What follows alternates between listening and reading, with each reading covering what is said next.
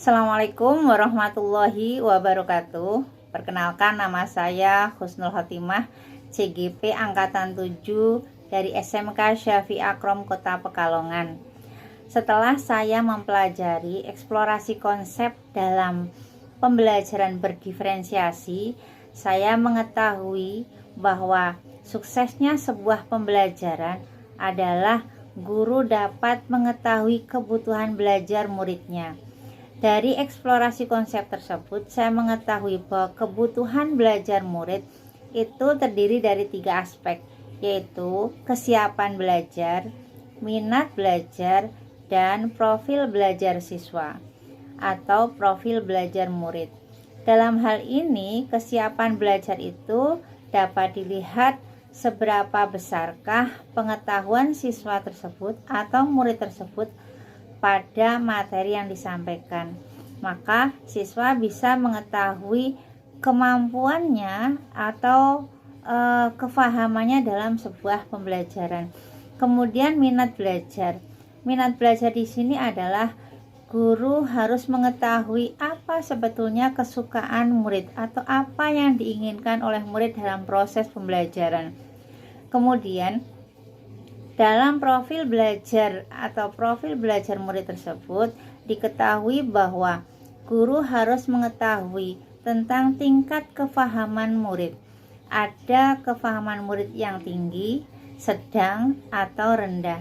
Nah, di dalam hal ini setelah guru mempelajari profil belajar murid, maka guru akan mengetahui tingkat pemahaman mereka sehingga bisa diketahui langkah-langkah apa yang bisa dilakukan oleh guru dalam proses pembelajaran. Kemudian dari 3 kebutuhan belajar murid tersebut, untuk mengetahuinya guru mencoba atau harus melakukan observasi atau pengamatan. Bisa jadi pengamatan itu dilihat dari hasil rapot yang sudah dilakukan atau didapatkan oleh murid. Kemudian bisa dengan pengamatan melalui wawancara sederhana tentang tingkatan pemahaman mereka dalam proses pembelajaran. Dari hal tersebut, maka guru bisa melakukan rencana atau rancangan pelaksanaan pembelajaran sehingga guru bisa menentukan langkah-langkah apa yang terbaik yang bisa dilakukan agar adanya kesuksesan dalam pembelajaran. Bahwa pembelajaran berdiferensiasi ini tetap mengacu pada tujuan pembelajaran yang sudah direncanakan oleh guru. Ada 3 strategi yang bisa dilakukan oleh guru dalam pelaksanaan pembelajaran berdiferensiasi yang sudah saya pelajari. Ada 3 hal yang bisa dilakukan guru dalam melakukan strategi pembelajaran. Antara lain adalah diferensiasi konten, diferensiasi proses, dan diferensiasi produk. Bahkan guru bisa melakukan diferensiasi kombinasi antara konten, proses, dan produk. Nah, tetapi dalam hal ini yang dipentingkan setelah saya mempelajari pembelajaran berdiferensiasi ini, siswa atau murid tidak boleh tahu kalau guru sudah melakukan pemetaan antara siswa yang pemahaman tinggi, pemahaman sedang maupun pemahaman rendah. Mereka tidak akan tahu, tapi guru melakukan pendampingan kepada murid yang pemahaman rendah atau pemahaman sedang sesuai dengan tingkat kesulitan mereka. Guru akan mendampinginya sampai mereka pada posisi kemandirian atau bisa dikatakan dengan scaffolding. Nah, scaffolding inilah nanti yang akan menjadikan murid itu secara bertahap akan mencapai pada tingkat kemandirian, bahkan bisa menyelesaikan tugas atau materi yang diberikan sesuai dengan tujuan pembelajaran yang sudah direncanakan. Nah, di dalam hal ini setiap murid punya hak atau mendapatkan keadilan dari guru dalam hal ini, bahwa mereka punya hak yang sama dalam proses pembelajaran. Mereka punya keinginan atau kesukaan atau keminatan dalam menyelesaikan tugasnya. Pada diferensiasi produk, guru mempersilahkan muridnya, memberikan kebebasan kepada murid untuk memilih hasil tugasnya sesuai dengan keinginannya atau kesukaannya. Semisal ada anak lebih suka menyelesaikan tugasnya dalam bentuk makalah, ada anak yang suka tugasnya diselesaikan dalam bentuk gambar atau dalam bentuk video. Anak diberikan kebebasan untuk menyelesaikan tugasnya dengan tidak keluar dari tujuan pembelajaran, dan guru memberikan rubrik-rubrik penilaian dari hasil atau proses yang sudah mereka lakukan.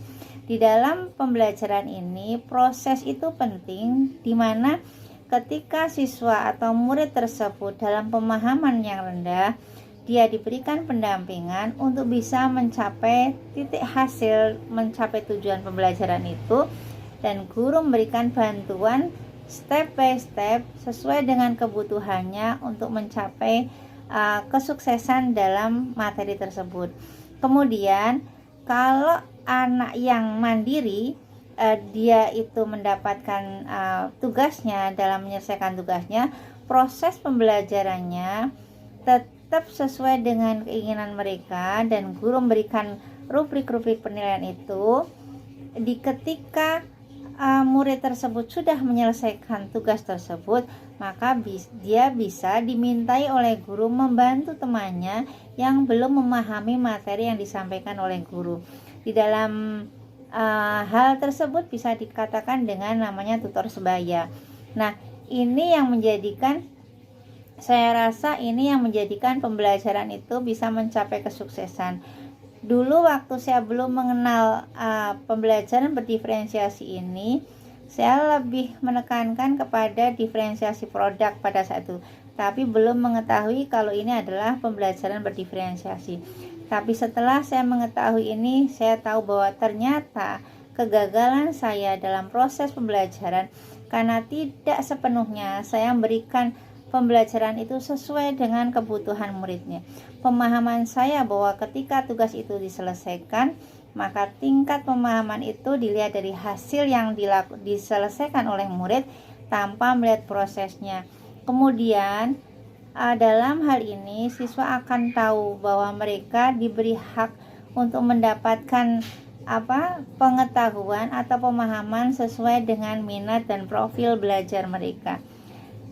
Saya pikir itu pemahaman yang sudah saya terima dari pembelajaran berdiferensiasi, dan saya akan melakukan perubahan-perubahan ini agar ilmu yang saya dapat ini bisa tersalurkan kepada murid-murid saya, agar mereka mendapatkan kesuksesan dalam belajar, dan hasil yang terbaik adalah mereka mampu menelaah ilmu yang sudah mereka dapatkan sesuai dengan profil belajar mereka.